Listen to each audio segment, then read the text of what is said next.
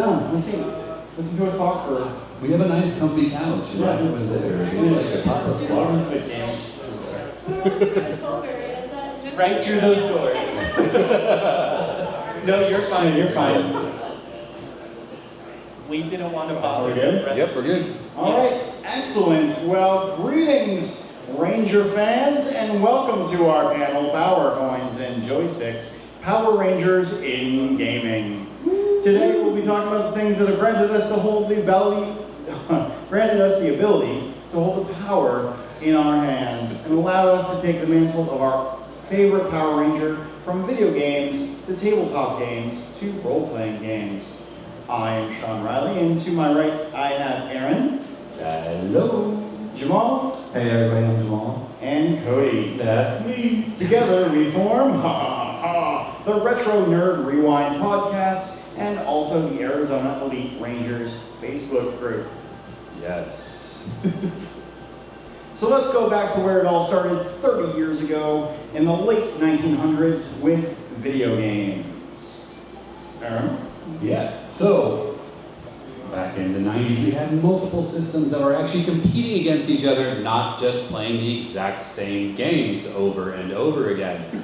So, what companies used to do was they would actually release the same game, but different versions of it.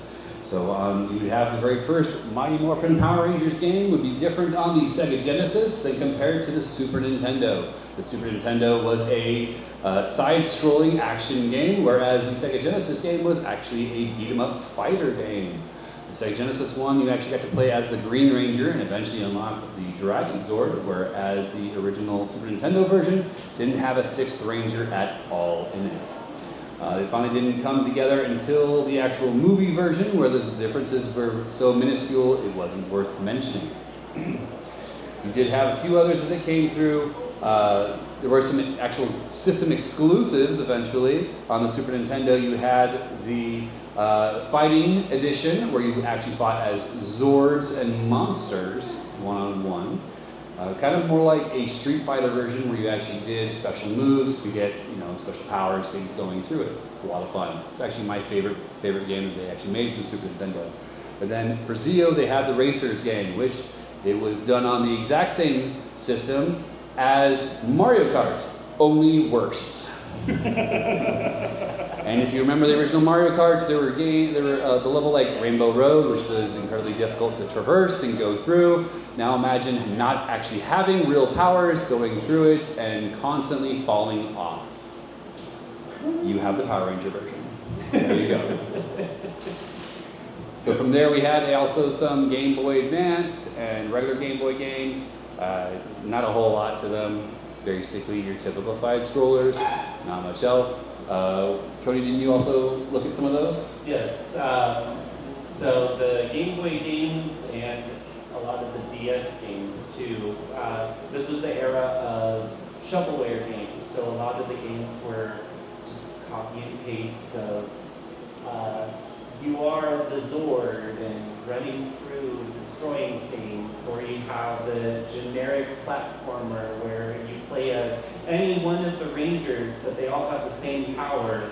And it's literally, you would find them in like the $5 bins at Walmart type things. Eventually. Yeah.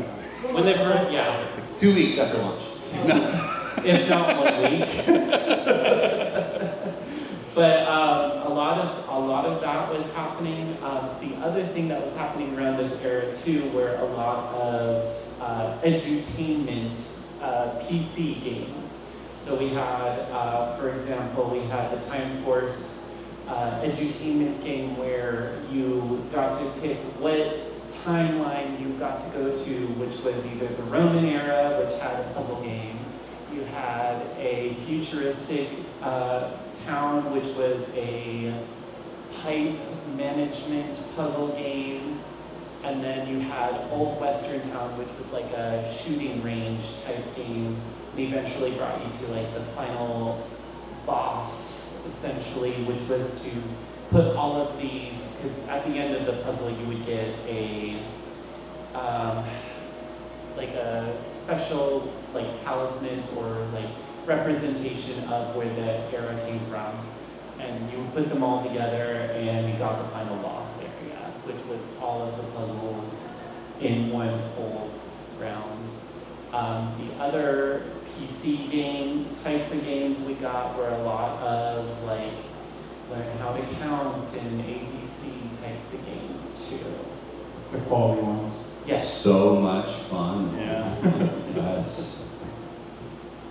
So speaking of Time Force, we fast forward a little bit to the early, not late, 2000s, and we get Power Rangers Lightspeed Rescue for the PS1. It was a bit better than its N64 counterpart, but gameplay was pretty much around the same. You'd run around, rescue civilians, button mash to fight minions, things like that. A year later, we got Time Force. Also on the PlayStation 1, this platformer takes the ranger of your choosing through different periods of time to beat the level ending in a Megazord boss fight or some sort of monster fight. Very similar gameplay as Lightspeed Rescue, with the exception that there was a little less button mashing and as you learned movesets in between levels. A couple years later on the PS2, we got Power Rangers Dino Thunder. In this one, you actually take control of the Zords themselves, switching between them to complete the level's objectives, very much like Banjo-Kazooie or those games at that time. Each Zord had its own speciality and abilities that you would need to use to progress in the level, and as you progress, you gain more Zords that could do different things. In 2007, we got Super Legends. It's a game that should have been way better than it was. Yeah. Just looking at the cover art, it makes you like, it's very cool looking. And then the reality. This was a side-scrolling platformer beat 'em up where you just go through levels, beating up bad guys, finding collectibles to unlock the 20 different rangers from various series. But the difference between each ranger was extremely minor, and they all played almost exactly the same way. So you were just different suits, but same button mashing. Right. I mean, it had great potential because you have all those different generations they brought in for it, each one having their own specific ranger representation. And then they just screwed the boots. And so, in 2012, on the Xbox 360, we got Power Rangers Super Samurai. Now this broke away from the platformer formats that we were used to, and this utilized the Xbox Kinect to actually allow you to kick and punch and sword swipe enemies from level to level physically. And in order to defeat the 9-lock and dodge obstacles, you actually need to physically do these actions or sidestep attacks to progress through the game. and I would love to know how many people ended up pulling muscles and tearing things while trying to do that. Or 'Cause- putting holes in the ceiling. Because Or either I'm controllers for standing too TVs. far back or too close. My TV fell over because I kicked it. Oh no! What do you mean I gotta buy a bigger one that's better quality? Oh, darn. Progressing through time, we get into the more modern gaming area, and can you tell us more about that, Jamal? Yeah, so Battle of the Grid is your current era fighting game. So think more of like Street Fighter. What are some other comparisons here? More of the tag team. Yeah, it's like a tag team battle. You're able to go through all the Rangers. You can, if you buy the Super Edition, it's unlocked for all the characters. So you have Lord Zed, you have Lord Dracon. And this started out as a mobile game, but then crossed over to PS5, PS4, Xbox. Legacy Wars. Yeah. Yep. And so it's one of my favorites, and I always take it with me to travel because it's a beat 'em up, so pretty fun. In the Legacy Wars, the mobile game, Yeah. it was more of like so similar to how the other game where you pick a team of 3 Rangers or villains. You go into a fight, and on the mobile version, they all have different types of attack. So you either have basically rock, paper, or scissors. Yeah, you had three types of either attack or defense type, and it was. And each type beat one or the other, and each person had their own move set as well.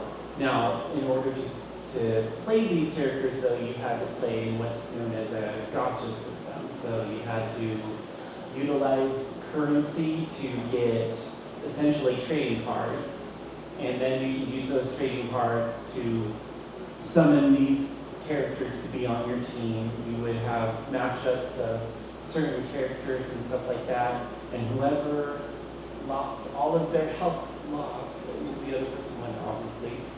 But they also introduced a Zord fighting mechanism as well. And Yep. this was the first introduction of the Street Fighter and, the Power Ranger Street Fighter cameos. So we got Ryu, we got Chun-Li, Cammy, Ken, and I think that was it. That was it. Yeah, it was just. It was. I think it was just. Just those three. Just three. I don't think Ken had one. It was Ryu, Chun-Li, and Cammy, I believe. So, and now actually they just announced, less than a month ago, Mighty Morphin Power Rangers Rita's Rewind, which is going to be a retro-style side-scrolling beat 'em up. It actually looks pretty good because it's not just going to be just going one direction like you did with the old school side scroller. You'll go back and forth across the screen. The funny thing is, it looks like it's going to be in more like original Nintendo style, more 8-bit, when they've never had a game on an 8-bit system, not counting the Game Boy, because I don't count that as an 8-bit system, because it was, grayscale. So, full color here. So it should be, but it does look like it's going to be a lot of fun. Granted, we've only seen video footage of it so far, no actual. They say it's gameplay. I never believe them when they say it's gameplay because they can make gameplay look, make things look like gameplay. That's just and they do that all the time for games for release information. So that's supposed to come out, I believe, later this year. Looking forward to that. Yeah, it should be a lot of fun. Yeah. You should do that live on Twitch one of these days. Once it's live, it's gonna be a lot of fun. So. So speaking of games, let's talk about board games. Can we? I guess. All right.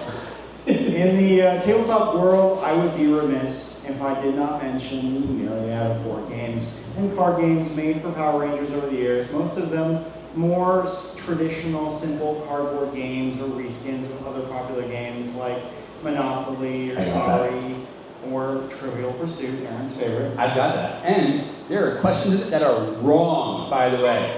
So yes, there are plenty. There's like 5 or 6 different ones that I know of off the top of my head that go in there that the answers they put in there are incorrect. They were wrong. I'm like, how does Trivial Pursuit not fact check their facts? Come on, guys. And as much as I'd like to go into that now, today we're just going to focus on and dive a little bit deeper into the 2 actual major tabletop games currently out there, which is Power Rangers, the deck building game, and the Heroes of the Grid miniatures game. Which we actually played here earlier today. We have some more later this evening. Let's start with the deck building game. Power Rangers, the deck building game, made by Renegade Game Studio.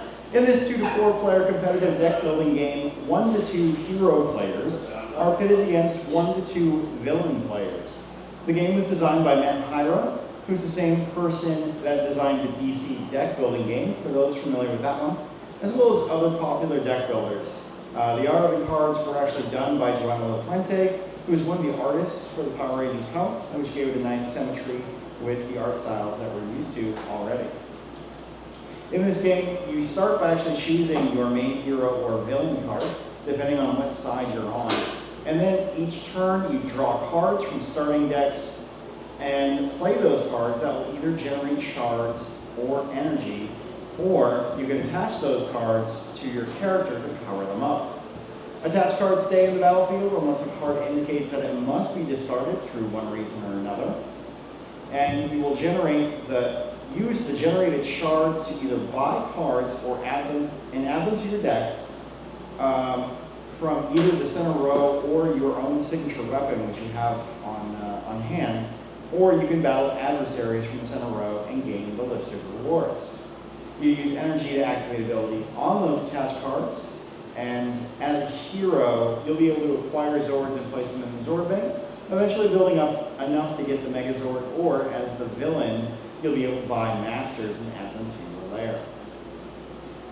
There's currently a number of expansions for this game already, including Zeo, SPD, RPM, Space Rangers, as well as expansions for Shattered Grid, Omega Rangers from the Power Rangers comics, and released is the additional Mighty Morphin just announced. And I was going to say, this is again from Renegade Studios, so anyone surprised by the fact that there are many expansions out there don't know Renegade very well. Yeah.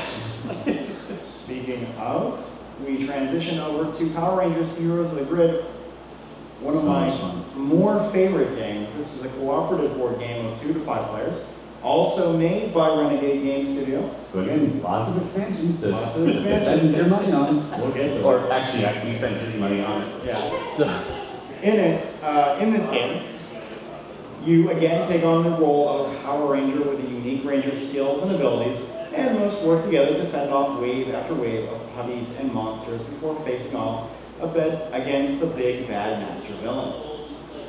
Content for this game was also pulled from the Boom comics, such as Shattered Grid and the Omega Rangers, and the art on the cards were made by Dan Mora, who is also one of the artists for the Power Rangers comics.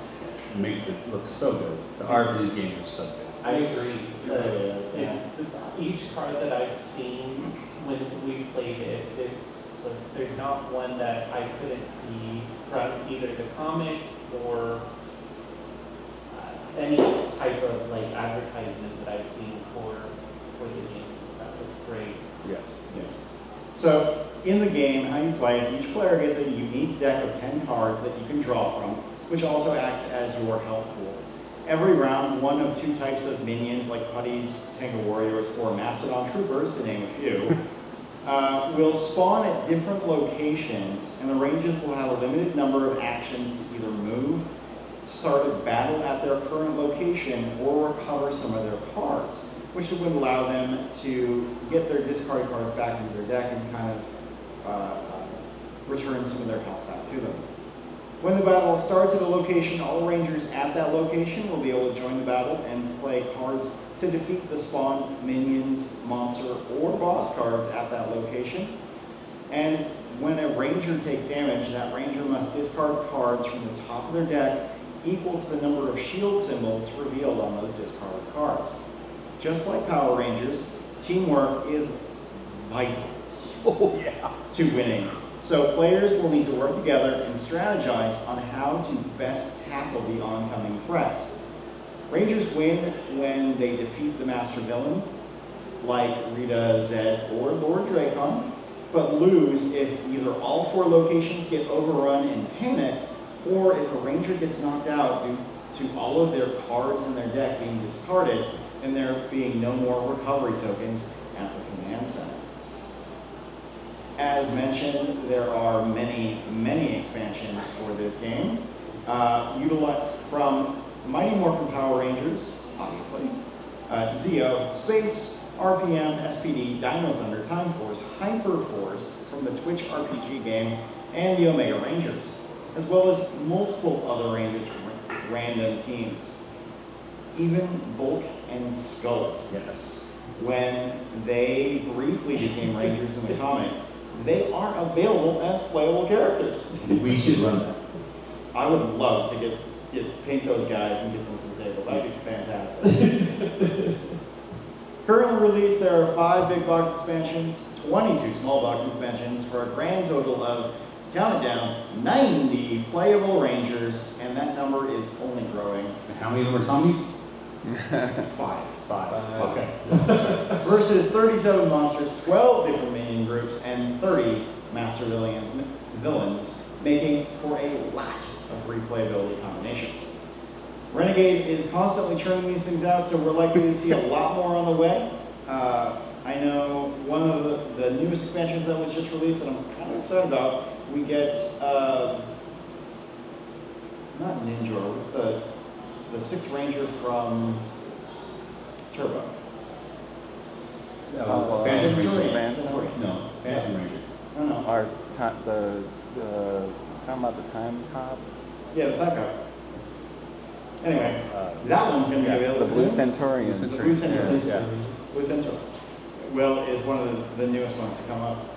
As we mentioned, we very recently got together to sit down and play a game, Power Rangers Heroes of the Grid. Yes. And what did you guys think?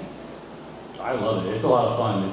It's frustrating sometimes because you can't get overrun by enemies and it can turn on you really quickly.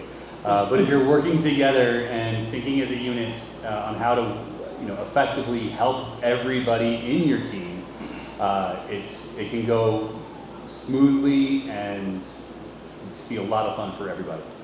Yeah, it's not like you can rush in and try to take things down yourself. You gotta communicate as a team and figure it out as you go, and it's a lot of fun.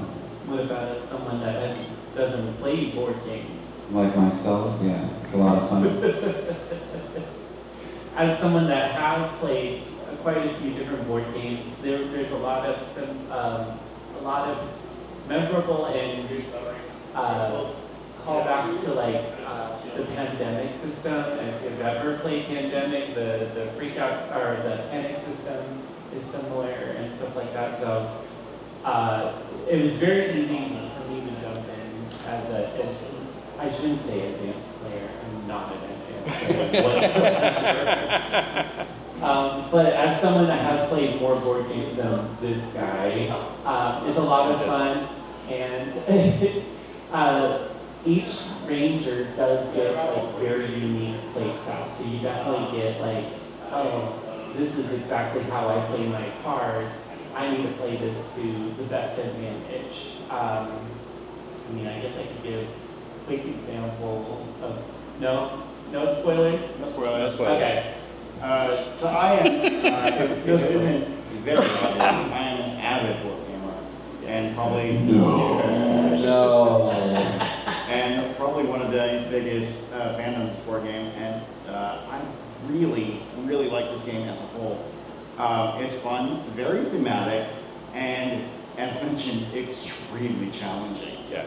It is not forgiving whatsoever. No. And one of the things I really like about this game is if you strip away the IP of Power Rangers from this game, it is an excellent game. It's got very unique and interesting mechanics on how to deploy enemies, on action economy, and how battle works. I really enjoy it, and I think it's very unique and interesting. I'd love to see Renegade, and I'm sure they have, I just don't know it because I'm not the board gamer, he is. I enjoy playing certain types of games, but it's got to have a catch for me. The reason why I play this game is because it is Power Rangers. I love Power Rangers. If they were to throw the same type of system on something else like Ninja Turtles or Transformers or something else that you could have lots of different expansion packs because Renegade's got to have a lot of expansion packs. I would still play it even if it was a different IP that caught my attention. Sailor Moon would be great. Just wouldn't sell as much. Would sell a lot because I'd buy it all. Yeah. Sorry, Jamal's house be full of Quick Sailor question. Moon board games. All board games. Yeah, no. It wouldn't be as many expansions though. So quick question for you guys. Have you ever wanted to be a Power Ranger? Yes. Yes. Sure.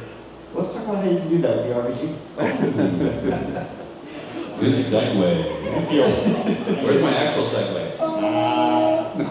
The Power Rangers RPG, once again made by Renegade Game Studios, allows you to take on the role of your own unique Power Ranger. With the core rulebook, you can take on the mantle of any red, black, blue, yellow, pink, or green ranger, and you'll choose the origins and influences which will grant benefits and hang-ups, and you'll choose what skills, equipment, and of course, Zords best suit your unique ranger style. What about the other colors, you ask? Well, there are additional instructions on how you can become colors of the advanced spectrum. White Rangers are listed as the only advanced spectrum color in the core rulebook, but additional source books since released include roles for other Ranger colors like gold, silver, purple, orange, aqua, graphite, and even the Quantum, Phantom, and Dark Ranger roles. So this sounds like it has a lot of expansions. Who's it made by again? Renegade Game Studios. Right, you Yeah. don't say. Like they want to make a profit. Power Rangers RPG uses the Essence 20 system. If you haven't played D&D, the rules are very similar in that rolls are D20 based, and rolls might have an edge or a snap, which work very similarly to advantage and disadvantage of 5e, in that you roll the D20 twice and either take higher or lower roll, respectively. Instead of flat number modifiers, Power Rangers RPG uses skill dice that you roll in addition to the D20 and make up your total roll value. If you're specialized in the skill, you would roll all of the dice up to the value on your character sheet and take the highest value on the modifiers. If you're not skilled in that roll at all, like Aaron mostly is, you would make that skill check with a snap. Dang it. Like D&D, critical success is achieved when you, unlike D&D, I'm sorry, Hey, I bought new dice. It works better. critical success is achieved when you roll the highest value not on the D20, but one of the skill dice, and allows you to apply additional effects, like, for example, knocking down prone, applying more damage, or other effects listed on the weapon or attack, just to name a few. Power Rangers RPG also uses something called story points, which is very similar to fate tokens, if you know what those are, and that you can gain either by rolling a 1 on the D20 through the GM's discretion for things like clever solutions to problems or good role playing. The other nice thing is with a good GM, you bring them a snack and they'll give you a story point. Yeah, I'm guilty of bribery. Always bribery team. Story points can be spent to do a number of things like re-roll a 1 on any die, make a skill test specialized, add to a player's defense in an emergency, or any other benefit really at the GM's discretion. So the big pressing question, how does Zords work, right? You get in there, you listen to the stereo, and you just put your hands on it and it goes. And it goes. Yeah. You can make your own Zords in this game, which is really what it's all about, right? We haven't done that yet, though. I have. To make your own Zord. La-dee-da. Well,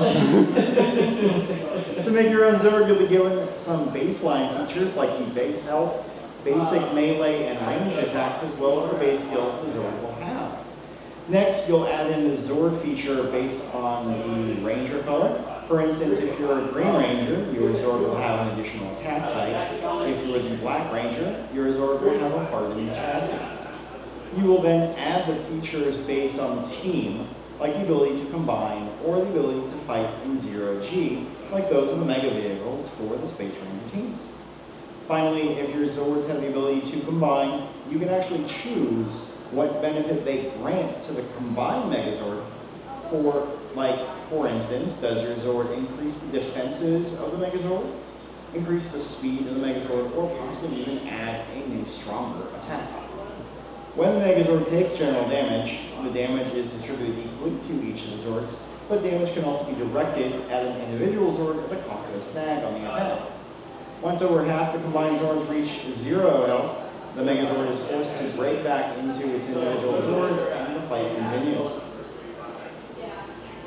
So while the core book not only goes into more detail on how you can make your own custom Zords, it also lists out the stat blocks for Zords we all know and love. The Megazords for MNVR, Alien, Zeo, Turbo, Space, and other additional source books include more Zord options and stat blocks like those for Dino Charge, Dino Thunder, SPD, Lost Galaxy, and Time Force. What about the ones that they showed in Super Mega Force that no one had ever seen before? I mean, is there a simple explanation for that? Not answered by Renegade. Or Ghost? Renegade didn't know the answers. Yeah. We'll never know. So I ran these guys through the introductory adventure for the RPG, and I ran that same adventure at Game On Expo a while back. Funny story, Aaron was present for both. Now, normally if I knew he was going to be joining, I would have prepped a different adventure so we didn't know what was coming around the bend. However, when he signed up for the game using the very cool Conjun app, he used a fake name that I did not notice. Jason Frank. Jason Frank. It showed up as Jason F, so I had no idea he was going to be there. But regardless, I think I was able to throw a couple surprises at him, or at least ignore some of his requests for obvious answers that he knew the solution to. A little bit, and well, I tried very hard not to lead everybody else in that game to it. Because I mean, obviously I knew exactly what to do and where to do it. But I was trying to let everybody else run through it and just have another person there to help when it came to the battles and that aspect of it. But some of them started really kind of going in directions that had absolutely no benefit whatsoever, and I did my best to try to guide it back to the right space to go, well, maybe if we head toward over here, let's just try over here. Okay, yeah, let's do it. Okay, let's move forward. Thank you. So, I definitely learned my lesson from that experience. Because we never actually said it, but for those watching at home, we are actually live here at CritHit6. yes. Spicy weather. Yes. And tomorrow I'm going to be running another Power Rangers RPG adventure, which I prepped a brand new one because I ain't going through that again. Well, to also add to when we played. Yeah. So you know how when you watch, I'm guessing folks in the audience have seen at least an episode or two of Power Rangers maybe, but you know how you question, like, how do they not see that this person is that person, or how can they not tell that that's the evil villain? This game puts you into that exact situation, and you've never felt so dumb in your entire life. I will say the one that we ran, the introductory one, is based off an actual episode. Yeah. So as soon as I knew what kind of the villain was, I already knew what to do. Just because I know the episode that it came from. So it's hard when you're letting other people do things when you know where you should go. And you're trying to have the full adventure experience and go through it the way that they have it written out for you, and then throw your GM a few curveballs here and there. But still, when you know you need to go to a specific place and you're like, just go there, and no, we can't, we gotta go through here. For me, it can be a little frustrating, but it was still fun.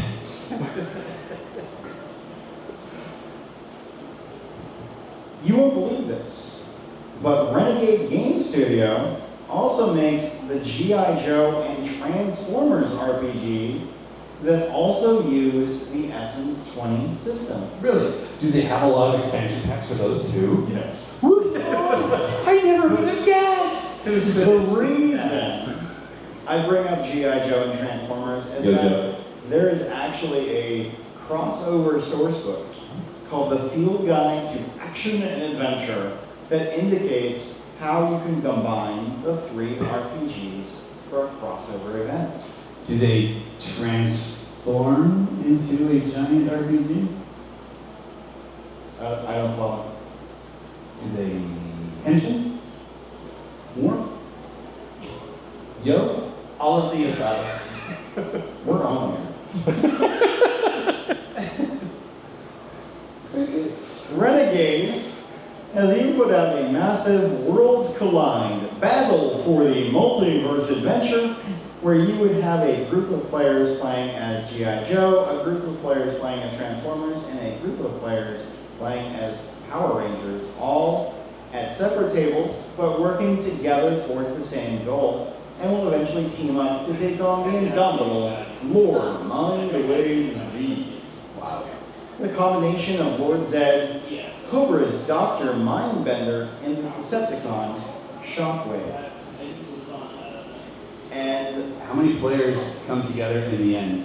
I mean, because you said you're running multiple tables for this. yeah, How many are you get? Are you going to run one table for each game, or are you going to have multiple tables for each game?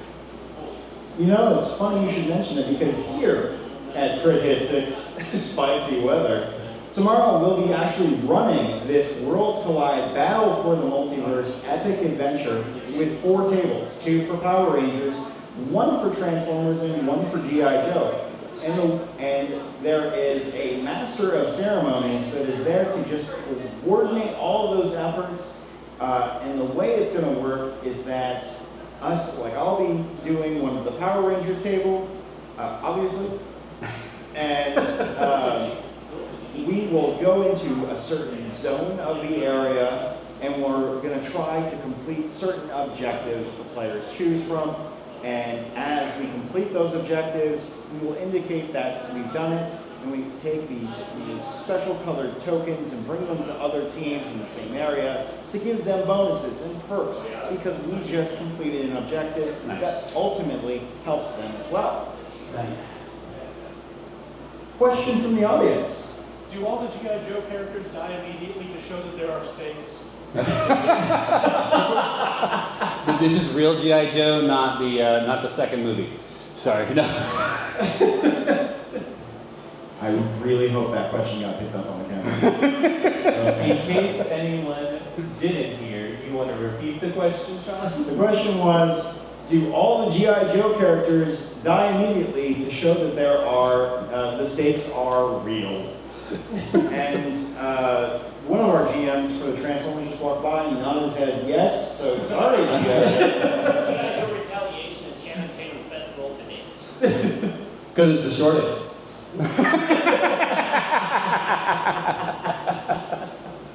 G.I. Joe, okay, I'm not going to repeat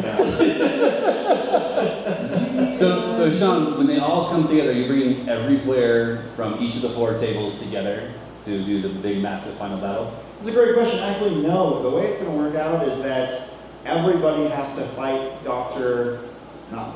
Lord Mindwave Z and take out the, spoilers, that's going to be playing the game tomorrow. They're going to have to take out the device that's causing all the problems. Each table is going to have to do it. And then once they've completed that objective, they will wave. The GM will wave a flag to indicate that that table is done. And when all tables have completed that objective, they'll say that the MacGuffin has been defeated, or Lord Mindwave Z has been defeated. Let's move on to the next thing, and then they'll roll into end credits. Okay. That sounds awesome. Yeah, sounds like fun. Yeah, it is. You should come play. We'll see. Yeah, we'll see. We'll see. We'll see if Jason Frank makes an appearance.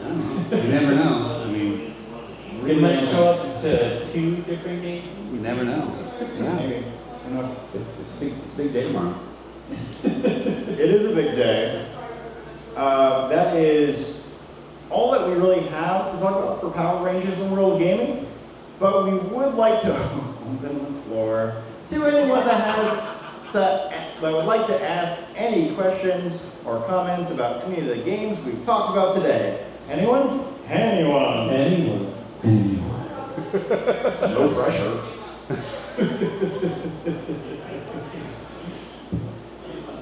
It is okay if you say no as well. Yeah. Does it have to be about the games, or can it just be about Power Rangers? Look, man, I'm just If you want to ask any other questions about if you have a question about Power Rangers in general, feel free to come on up, ask it so the microphone will pick you up, and we'll do our best to answer. I'll Okay. walk up. Sounds good. Oh yes. a little walk and talk, yeah? Little man on the street action right now. Cody, who do you have there? What is your name, gentlemen? My name is Jared. Well, hello. It's you, Jared. Right? First time caller, long time listener. Why does my son love Power Rangers so much? Bright colors, lots of fighting. Cool guys don't look at explosions. Cool guys don't look at explosions. I don't know, I've seen enough of the show to know that they do look at the explosions a lot. No, the camera does. They don't. They usually are They turned around. turn to face the Yeah. camera and then boom, eyeball. Comment? I find your answer to be wanting. I would like to be Another question. So, in the earlier seasons, when they would utilize their blaster, or their they bring their weapons together to do it, that's when they would be looking at it. When you're talking about the Zord battle, the Zord would always be turned around, and that's where it would come from.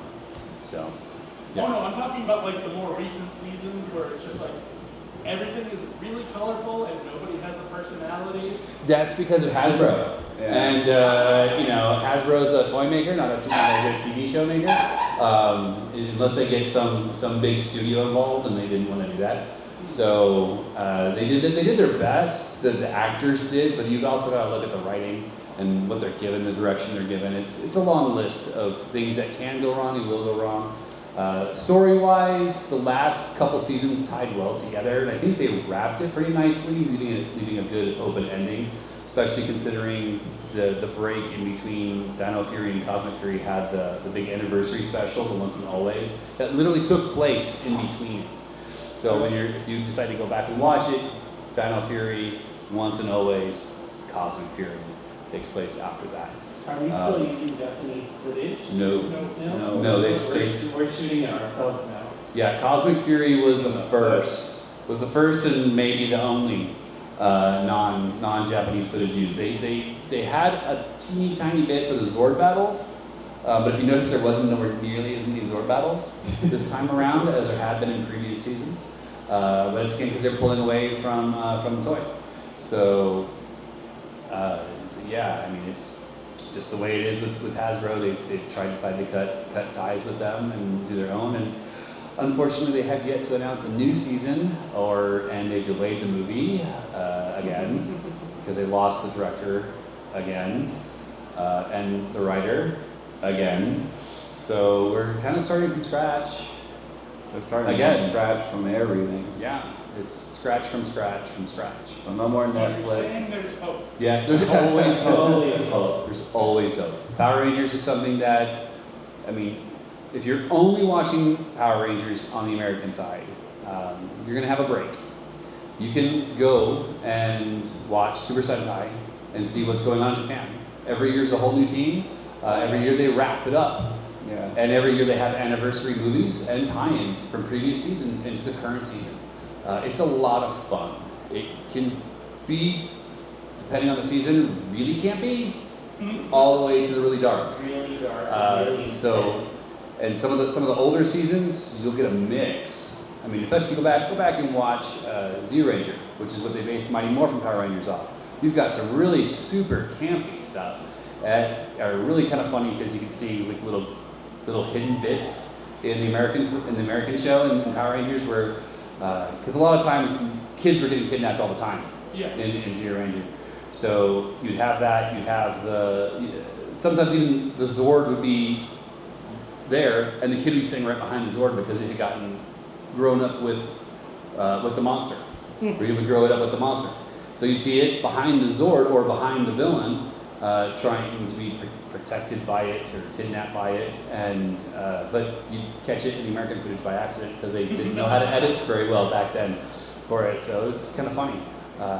But it did have a lot of darkness to it too. I mean that same season had your Green Ranger literally died, and it was pretty sad. But you know, Wasn't Rita's brother also like the spirit of a World War II veteran or something like that. I mean, read it. Bandora's whole revenge on the dinosaurs and the clans of that was because the dinosaurs ate her child. Yep. So I mean, It's dark. when she looked at Earth, she had a plan from when those. See, wasn't that in the Power Rangers? Like, I would have totally watched that. Because American censorship. The demographic was for 8 4-year-olds. to 12-year-olds at that time. Yes, They were I trying was to in get. that demographic. I would have been like, this is awesome. I mean, we just watched Sentai, which is Megaforce here. Yeah, you watched Gokaiger. Go Kaiser, yes.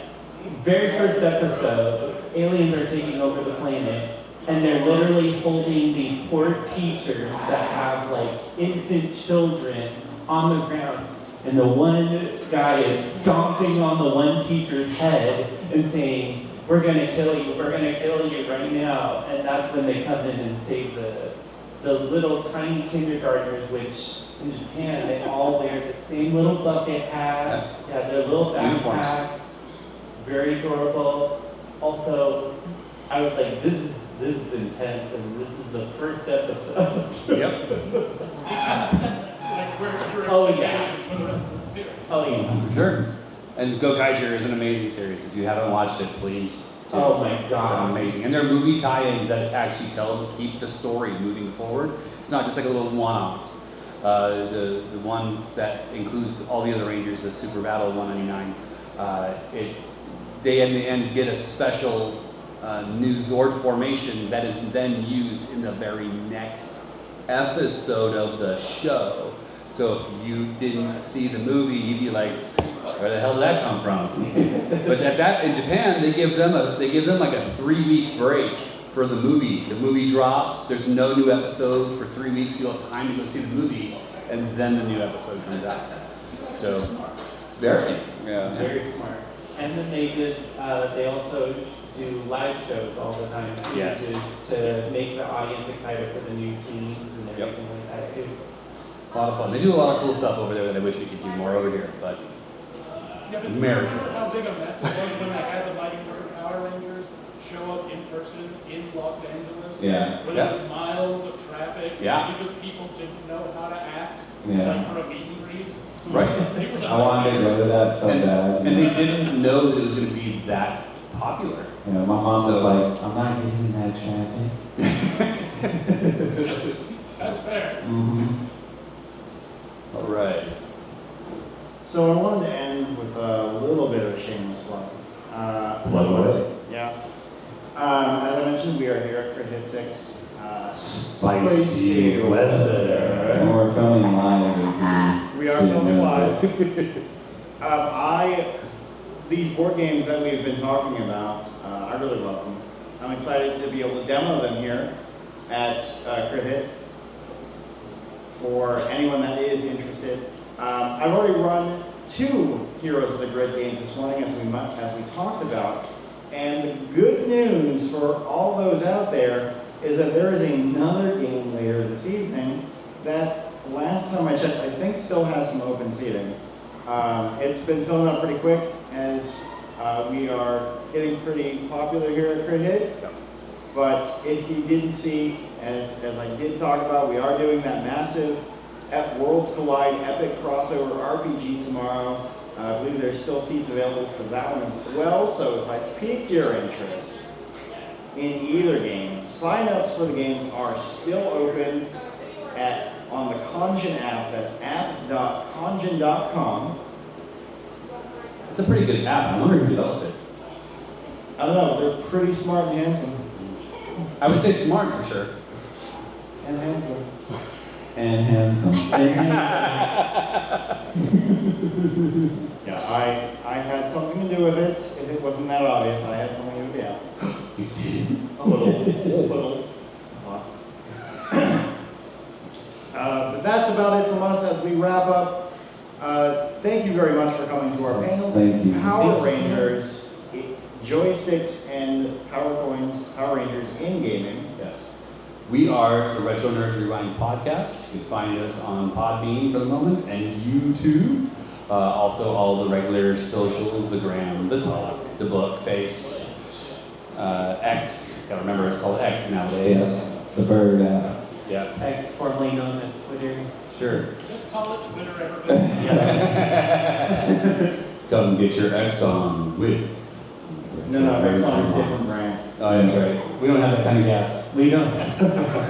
So Anyway. hit like, subscribe, and all that stuff. Yes. Thank you very much, everybody. Thank you for coming, and may the power protect you. Bye. Bye.